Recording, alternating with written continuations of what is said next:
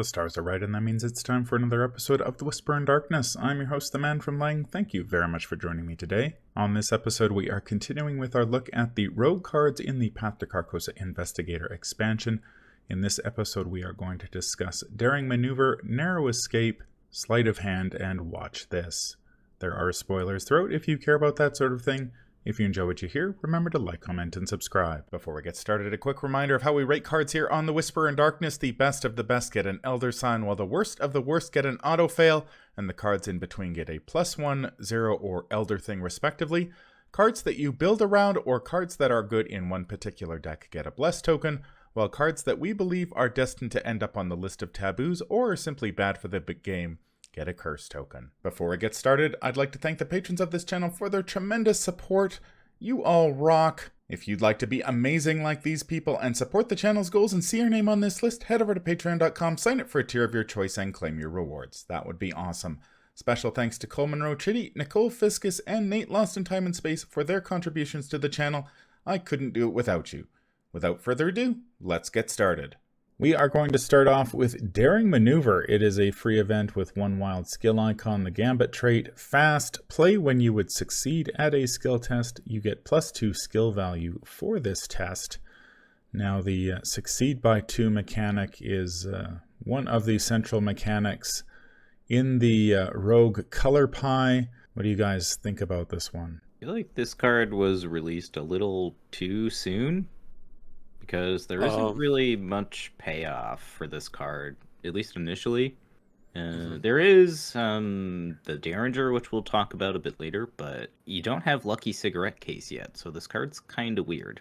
Yeah, I feel like the thing about Daring Maneuvers is I feel like you're spending a whole card slot for something that may or may not even be necessary, because you have to succeed, but not by 2, right? So you gotta you gotta end up like getting right in that middle there, and then even then, it's like you could just try again, and then and then get the thing that you wanted to succeed by 2 at, and just draw a better token and succeed by 2. Yeah. Plus the main thing, one of the main things it works with is lockpicks, and lockpicks, your skill is so high that like it's hard to not succeed by 2. With lockpicks, and then if you play Daring Maneuver on like lockpicks, all that happens, you get like a single pick doesn't break. It's like, is that really worth a card? Yeah, because that's something that happens is like, I feel like with Daring Maneuver is, instead of like trying to assemble this combo that where a Daring Maneuver would actually like trigger multiple things, just like play more succeed by 2 things. It's just, there's no room for this. It's just not necessary. Even with like Lucky Cigarette Case and all, I've never played this card. It's just a card that it just doesn't do enough in actuality. If it had 2 wild icons, that'd be amazing. Yeah, I think if there were more cards that were uncapped on Succeed. Yeah, because then there'd be a reason to play Daring Maneuver just to succeed by 2 more. Yeah. But there's really, if it had an agility icon and a wild icon. Yeah. Then if it was wild and agility, that'd be pretty cool. Yeah, because then it could like help you get to succeed by 2.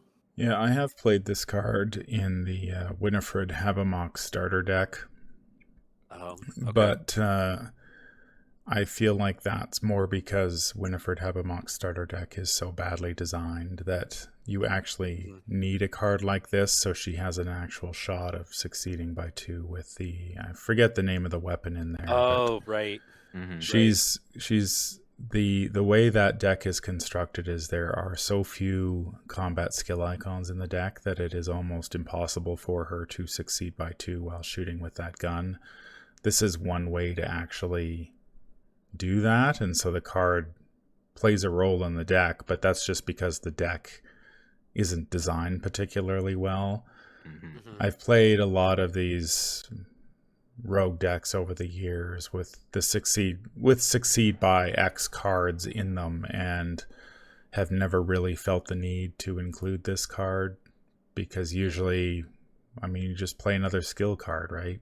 It's like, I'll throw another skill card into the pot. Okay, I succeed by 2. I'm succeeding and I get another thing. Whereas this is just like, you're just getting +2 and nothing else, right? It's just not. Yeah, so I guess in a pinch, if you're playing the Winifred Habamok starter deck, this can come in handy. But I think once your card pool grows even a smidgen, there are better cards and easier ways just to play around it. And like you said, Mattastrophic, your skill value with lockpicks is so high that you don't need this. Yeah. And if you're building a deck around the Derringer, you're probably going to succeed by 2 anyway. So you don't need this. And the list goes on. This card feels like... Do you remember back in Dunwich when we were talking about shortcut versus think on your feet? How the rogue version of the card was just like worse. Yeah, this is kind of like daring maneuver versus lucky. Yeah, where like the rogue version of the same effect is just kind of more narrow. Yeah, I wonder if that was like how the designers were going for it. Like we're gonna give rogue a smattering of effects, but they're gonna be like narrow versions of other classes' effects. I wonder if that's what they were doing here. I think they were thinking, we want to make this +2 archetype, so we'll give them a card that facilitates. That does it. Yeah, I see what you mean. Yeah, at least this doesn't cost resources like think on your feet does. Yeah, that was just an insult. How would you rate this one? I think I'm gonna give it an auto fail. I was like lingering on an Elder thing just because of its wild icon, but no. Yeah, I'd agree too, because most of the time, instead of playing this, you could play either Unexpected Courage, and if you already have 2 Unexpected Courages, which you probably should, you could just put into Manual Dexterities, and you're probably better off. Yeah, I was lingering on an Elder thing as well, simply because if you do play the Winifred Habermock starter deck once, or you build your own level 0 deck, this might find a home in that. But I don't think I can give this card anything better than an auto fail, simply because the Winifred Habermock starter deck, it's just covering for a badly designed deck. It's not an actually good card that you should be playing, and you can play around this, and it's just not necessary. So yeah, this one gets an auto fail for me as well. The next card is Narrow Escape. It is also a free event with 2 agility skill icons and the fortune trait Fast. Play when an enemy makes an attack of opportunity against you. Cancel that attack. You get +2 skill value for the next skill test you perform this turn. Thoughts on Narrow Escape? This card is okay. It's got 2 solid icons on it. I do remember playing this initially when I first started the game in Jenny. I was like, oh, this is kind of act as like Manual Dexterity 3 and 4 for the deck that I was playing. I mean, in those situations, it's okay. It does do what it say on the tin too, and +2 to the next skill you perform. Could be any skill, which is nice. Okay. You could take an attack of opportunity during your turn, and then dodge it, and then get +2 to something else during your turn, which is kind of neat. Yeah, there's situations where I could see this being useful. Yeah, plus because attacks of opportunity take place before the thing they're interrupting. So like let's say I'm engaged with something, right? And I want to investigate. Play Narrow Escape. I just got not only do I cancel the attack of opportunity, but I get +2 to the investigate test that I'm about to do. So that's something that this does that is not covered by just run Unexpected Courage. Yeah, because it helps you like set up, and I don't know if this is a solo multiplayer thing, but I know that there are often times when you just kind of need to take an attack of opportunity. In fact, one thing I'd say to our audience here is that just I've found in my experience is that when a player is starting to get pretty good at Arkham Horror, they start thinking of ways to leverage attacks of opportunity. Where, like, for example, you play Roland, right, and you're engaged with an enemy. Like, I think a sign of like a pretty good Arkham player is that they'll be like, all right, I could just kill this monster, or I could move, take an attack of opportunity, then shoot this monster and get the clue at the new location. And then they start weighing, all right, I take a damage on a horror, but then I get a clue out of it. And I don't know, I just find that that's like a sign of a pretty good Arkham Horror player, and I think Narrow Escape kind of fits into that. If you're willing to not completely write off and completely forbid yourself from taking the attacks of opportunity, you can start getting some interesting plays, which I think Narrow Escape kind of facilitates. Yeah, it's sort of Yeah. understanding that your health and sanity are resources to be utilized. Exactly. Yeah, and then you add, and then narrow escape kind of fits right in there. Like Mhm. you can start getting creative with plays, and then if you don't like, it's got two. If you just need to evade the thing, it's got two agility icons, so you can Mhm. just do that. So I think this thing is actually like, pretty good. Oh yeah, another thing I love about it is it lets you hold back guns in your hand until you need them, because Mhm. you can like play the gun, use the narrow escape, get +2 on the shot. Yeah, I Mhm. like that too. So you don't have to commit to playing guns, right? Yeah, for sure. Yeah, this is a type of card that really rewards creativity. Yeah. You can use it for pretty much any skill test if you rig it that way. Like, okay, like you said, I need a gun to shoot. Okay, I'll save the gun. Enemy engages me. I narrow escape when I play the gun and get +2 with a shot. You can do that with investigating. I mean, you Well, might you even be can. able to rig a frozen in fear Yes. test Mhm. with Yes, you can like this. rig a frozen in fear. It's a bit harder, but you can. Yeah, Yeah. it's a little more challenging, but I can see a situation where you could say, okay, Frozen in Fear has got me.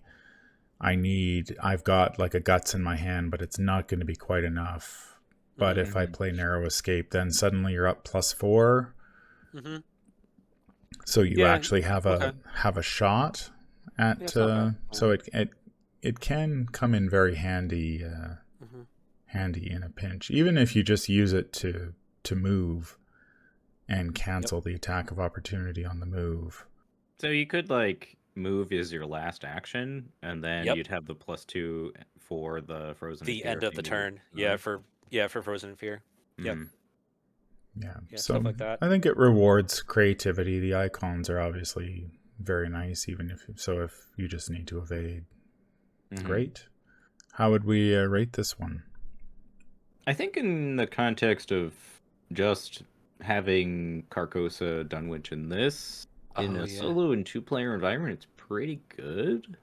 I think Uh-huh. I'd go 0/+1. It's got good icons, and like you were saying, Manfromleng, it rewards you for being proactive, Mm-hmm. which is very much a thing you have to do in solo and two-player, because you're sort of asked to do a lot, and you don't have a lot of time to do it.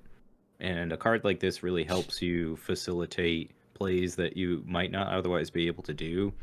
Like you could engage an enemy off your friend, and then go move somewhere, cancel the Oh yeah. attack. Stuff like that really Mm-hmm. can save your butt. So I think this is worth considering. Yeah. I'd say 0 just in general because what it opens up. And the icons are good. So you could like play this over manual dexterity for the extra like utility. So you give up Mhm. drawing a card from manual dexterity, but you get other things that you could do, like set up for frozen fear or hold back guns until you need them. Mhm. Or yeah. This card I also like this. works. I think one thing to note too is like Yeah. if you have Lucky Cigarette Case, this is really nice too. And Uh-huh. I think in that instance, you could definitely make the argument for this over manual decks. Yeah, because it helps you get Hmm. there. We're like daring maneuver, it's like it's kind of terrible. You have to jump through all the hoops and then you get to play daring maneuver, right? Where Hmm. like narrow escape, it's like this is how you get through the hoops. Hmm. Yeah. So good. Yeah, It's I actually a might pretty be good willing card. to go as high as +1 Hmm. in if you've got a limited card pool. I think the problem working against this card is it often feels like cards 31 and 32 to me because Yeah. there are so many rogue events that are vying for your limited deck slots, especially as the card pool grows. And this one, I Yeah. find I often end up cutting it. Yeah. I'm starting to notice a trend, in discussing the Carcosa cards, is I feel like utility cards tend to not have a lot of space in 30 card decks. And I Hmm. have and this like the effect this thing provides is like utility effect. Like it's not strictly necessary. You could just take the hit, and but then it's the fact that it gives you like that +2. So it's like a pretty good utility effect. It's just when you're building Arkham decks, it just as your card pool gets really big, you start running out of space for utility things like this. Hmm. Yeah. But I think, you know what? Go against the grain. Try utility effects. See what happens. Yeah. So I'll end up on a 0 with this one. I think it's definitely a card that is worth considering.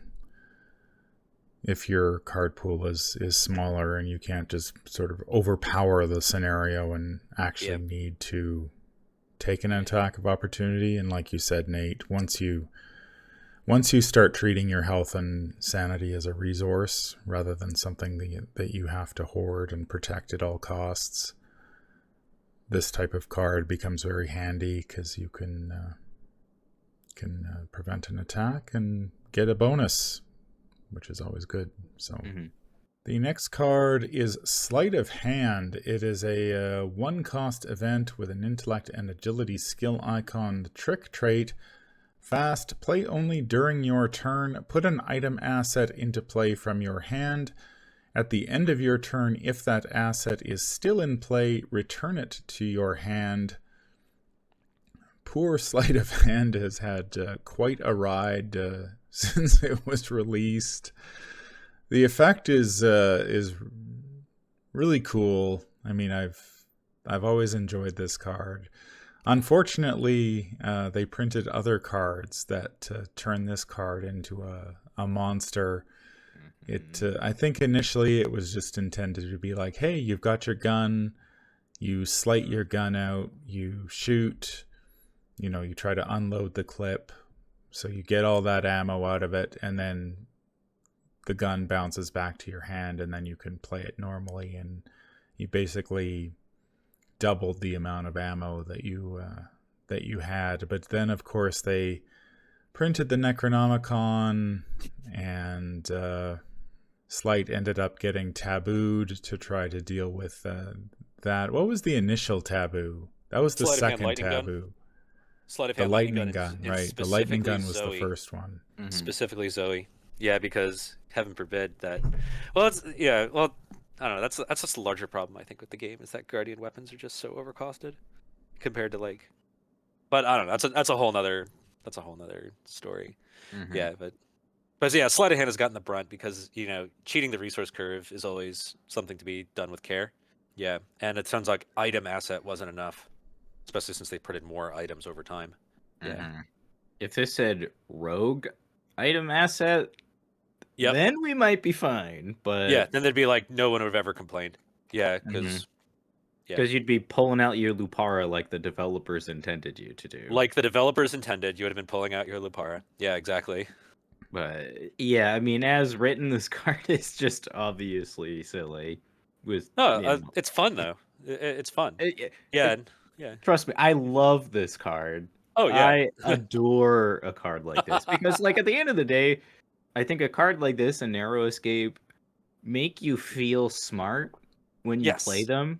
And that's what really, to me, is the core of a card game, is that you read through cards and these interactions and they make you feel smart for figuring the puzzle pieces out. Yeah, I agree. Oh, plus it's great because a lot of the rogue guns at this point don't have a lot of ammo. They're kind of not very good compared to Guardian ones. So you kind of need this to catch up to Guardian if you want to do rogue attacks. Because what's it?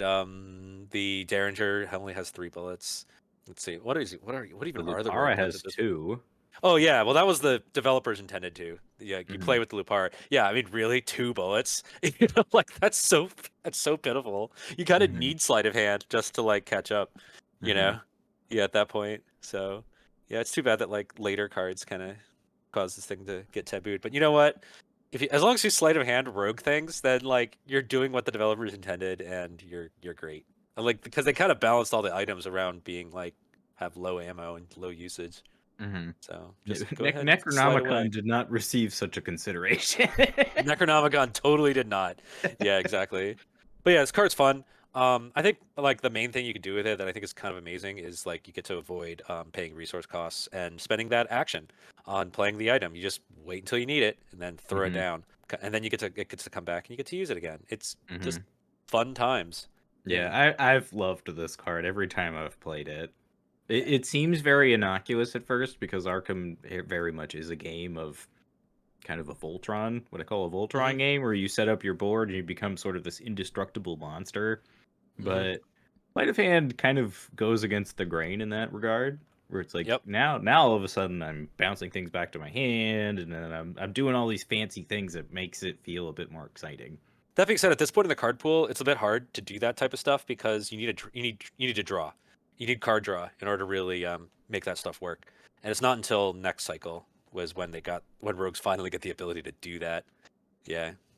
So keep that in mind if you have a small card pool. Yeah, this card is fascinating because, it bounces you can play an item and then get it back, but it does so much more than just play that item. Like this is like an extra ammo, like a level 0 extra ammo. Yeah. It allows you to get around attacks of opportunity, much like narrow escape, where it's just like, okay, I don't necessarily need to play my weapon because I can slide it out when I need it. And so I can focus on investigating and moving and doing that part of the game, and then worry about enemy management later. It lets you, if you've got things with limited uses, you can drop them out and squeeze a little bit more utility out of them than you normally would. So it doesn't seem to do a lot, but it actually has so many sort of different applications in the game that it can be quite powerful. How would we rate this one? Oh man, I mean, I want to give it an elder sign because it's so cool.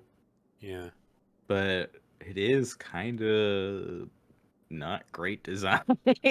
Oh, I see. I mean, it's been tabooed twice, so yeah, it has. It really needs to be. I mean, I think this version would probably get a curse token for sure, but if you're playing it with like rogue assets and stuff like that, like if you're playing with it as intended, then I think it's an elder sign for sure. But yeah, the way it is and the way some of the cards they released, this could be a curse as well.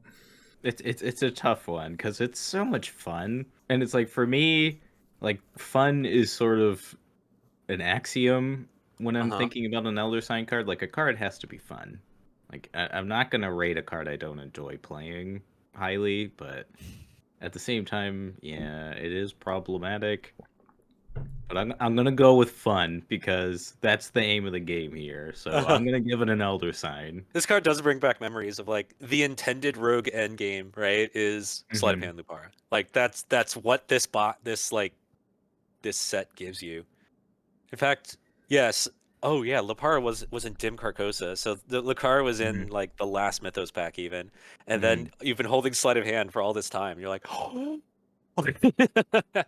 So I see what the developers intended, when they did this. Yeah, I'll go with it. Yeah, I was initially I was thinking +1, but like you're just gonna feel so good when you like put 2 and 2 together and you say, I'm gonna have my thing that has limited uses, and then I'm gonna play Sleight of Hand to get extra uses out of it. And you're gonna feel great. It is still like in the end a utility effect, so it's not exactly it's one of those things that you kind of end up cutting, but I think this one stays strong and is like I don't worth know. the 2 card Yeah, slots. I mean, even dropping a flashlight is pretty good. Oh wait. Oh, I forgot about flashlight. Yeah, elder sign. Yeah, because Sleight of Hand flashlight. I totally forgot about that. You're right, Nate. Because flashlights you get are like slow. extra charges out of it. Like, that's pretty good. It's just you overcome how slow flashlight is, right? Because you got to like play the flashlight. That's an action. You got to spend 2 resources, and then you got to start clicking it. Just to like. But Sleight of Hand flashlight, even at level, but the key thing is at 0 XP, Sleight of Hand flashlight is really good. At 0 XP, Sleight of Hand Derringer, I think, is really good. Because like at this point in the game, like obviously revised core set kind of fixed this, but you didn't have lockpicks at level 0. That's right. So you had to relied on flashlight as a rogue to investigate. Right. And actually, even then, because so I really don't like lockpicks level 0 because they break with just a single token pull and you lose everything. But so whereas Sleight of Hand flashlight, like, I think is actually better in my opinion because you can't just pull one bad token and it breaks the whole thing. Yeah, I'm gonna go with Elder Sign because you got Sleight of Hand flashlight at this point at 0 XP, and then you got Sleight of Hand Derringer at 0 XP, and like if you're a 0 XP rogue, like that's probably what you're looking at. Yeah, sure. Like later card in the later card pool, not only you have more options, but also you have rogues that kind of lean one way or another. So you don't necessarily have to do sleight of hand flashlight, if you're Trish, and you don't necessarily have to do sleight of hand Derringer if you're like Tony Morgan. But if you're like Skids or Jenny, like this is what you got, and yeah, use it. Elder Sign. Yeah, I'm gonna give this one an Elder Sign as well, simply because it is. Yeah. I think it can be a good friend if you're playing solo, because it sort of opens up your turn, and you're not like, one of the issues you run into when you're playing solo is you often feel obligated to play your weapons and stuff before you're in danger, because once you are in danger, it's too late. So you sort of have to slow your momentum down by playing a weapon, and then you find out later it's just like, oh, actually I didn't really need to do that, because you don't face the right enemy, or you can evade that enemy and stuff like that, where this allows you to just keep going, and then, oh, now I've drawn an enemy that I'm actually going to have to kill, and sleight of hand lets you get a couple shots off, possibly kill it, and if you don't, then okay, maybe now I have to take an attack of opportunity, but then, I mean, you've got narrow escape, so you can get... you can, drop the gun into play that way, cancel the attack of opportunity, and get +2. And of course, as you guys were saying, lockpicks level 1 wasn't in wasn't in the core set, so rogues really just had flashlight, and this lets you get extra uses out of your flashlight, which is huge as well. And, if you're playing it as intended, I don't think it's that abusive. It just gets... I think it's more guilty by association than actually what this card was intended to do. So the next card is Watch This. It is a skill with willpower, combat, and agility skill icons. Gambit. Commit only to a skill test you are performing. As an additional cost to commit, watch this to a skill test. Spend up to 3 resources. If you succeed by 1 or more, gain twice that many resources. I love this card. I think it's always 6. You're always gaining 3 with this. Unless you don't. But usually if you're committing this, you're going for the 3. But this is, it's resource generation without actually having to take an action. You just get to piggyback it on something else. And rogues are resource hungry, especially as you get into sort of later builds where it's like you want as many resources as possible. And this gets you resources without having to take a separate action to do it. If this capped at 2, it would be kind of bad. But the fact that it can provide the same amount as an emergency cache, whilst not costing an action and providing an icon, is pretty nice, because the icon it provides is exactly as much as you need to like succeed by, right? So like it kind of helps itself get to the succeed by threshold that it needs. Kind of amazing. Love this card. It is. Why? What's up? I was going to say, it always kind of irked me that it succeed by 1 or more and not 2, to be consistent with that. Like, Opportunist has that weird, like, succeed by 3. Like, what the hell is going on, man? Just pick a number and stick with it. And then Derringer. Well, it's the same box as the Derringer. The Derringer is succeed by 1. Yeah. But that one's a wild one. Yeah. It's like, come on, man. Just pick a number and stick with it. I think they just if that was the case, then Daring Maneuver might have actually seen a little more use, because then you could, say, watch this, and then you Daring Maneuver to ensure that you gain those resources. Yeah, I think this is like the one time where I'm like, you've bet so much that Daring Maneuver actually feels good. Feels like it might actually be worth the card slot. But this is like the rare exception. Oh, this card's great. The real mystery is, why wasn't this in the Winifred Habemek starter deck? Like, this is like... God. Yeah. Like, that will remain one of the biggest mysteries of the Arkham Horror LCG. Yeah. She's literally like a boisterous, like, I don't even know, man. Like, this, like, it even fits her from a personality perspective.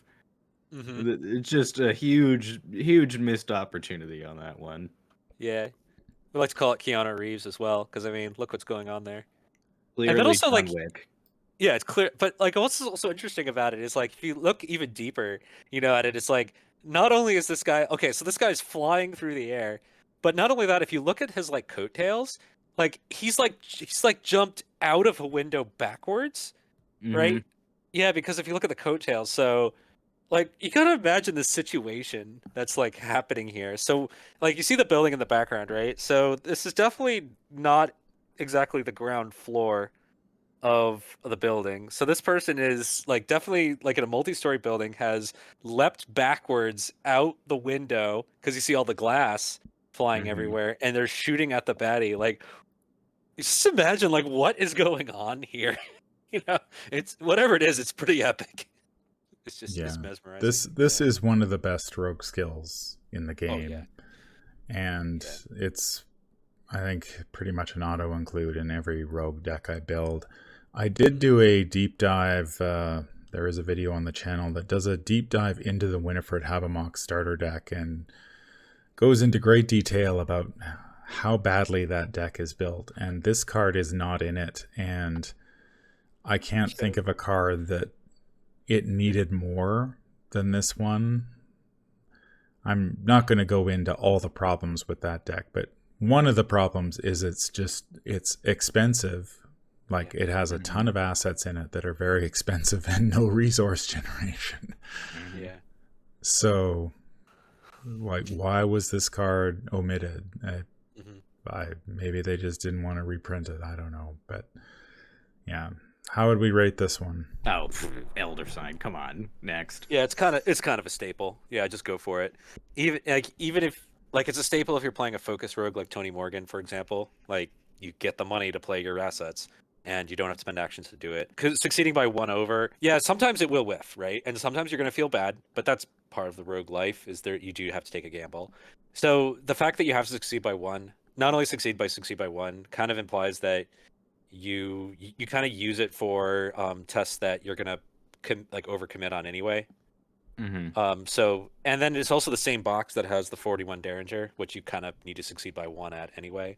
So Hmm. it kind of fits in it fits with the whole, rogue vibe at this point. The only sad thing about it is you can't say watch this on a lockpicks test, although that's hilarious.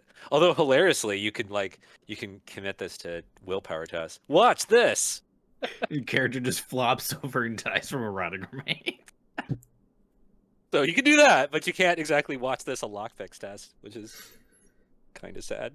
But Yeah, other than that, like this card's kind of a staple, and it immediately goes into like every rogue deck, like 2 copies of it, just Elder Sign. it would have been nice if had they reprinted it in Winifred Habermock, so you could at least Yeah, have a couple more copies. That would have been yeah, so you awesome. can have 2 copies of it. Yeah, it's true. Yeah, this Yeah, one gets an Elder Sign. Just remember that you can't commit it to an intellect skill test. So if you are yeah, investigating, you can't use this. Even though I think there have been situations where I'm like, man, I could really use the resources, and then I'm like, oh right, I can't yep, commit yep. this. But yeah, everything else is fair game, and rogues need resources, and this will get you Yep. 3 without having to take an action. So pretty awesome. That's going to do it for our look at this batch of rogue cards from the Path to Carcosa Investigator expansion. Let us know in the comments down below what you think. Any final thoughts? We went from a 0 to hero archetype in this episode. Oh We went man, you're from right. daring maneuver to watch this, man. What a roller coaster. Just Oh wow. right up. Yeah, it's kind of true. And it also I do like how even though we had daring maneuver in there, it's kind of a nice theme that's developing in these 4 cards. Yeah, of like yeah, it's a nice theme that's developing in these 4 cards. Yeah, Particularly Rogue so is it it's getting yeah. its identity in this set. Yeah, and these 4 cards, they're definitely generalist in their identity. Like none of them say you have to be making attacks. Like you don't have to be investigating to use sleight of hand, to use sleight of hand or daring maneuver. Yeah. Hmm. So Yeah, rogues Rogue's are starting to get its flexible. yeah, it's starting to get its generalist identity here, and that's nice. And plus the artwork on watch this. Although the artwork on Narrow Escape is pretty cool too. Like look what's going on there. It's like it's a motorcycle with a sidecar, and someone's driving, and look, you see this guy, like, he's in Narrow Escape, he's like hanging out the back of the sidecar. He doesn't even have both his legs in the car, right? So, and he's shooting a shotgun. Like, the recoil alone might just send him flying, out of the sidecar. Like, and what you don't see off frame is that there's a Shoggoth in the picture too. Oh, right, because that artwork. Shoggoth, yeah. Yeah, that's like some rad Arkham Horror moments right there. Yeah, it makes me wish we had motorcycles in Arkham Horror. That's going to do it for this episode. If you enjoyed what you hear, remember to like, comment, and subscribe. If you need to contact me, I can be reached at manfromleng@gmail.com. I'm also on Twitter at manfromleng. Until the stars are right, keep your shotgun close and your elder sign closer. Take care out there, and happy investigating.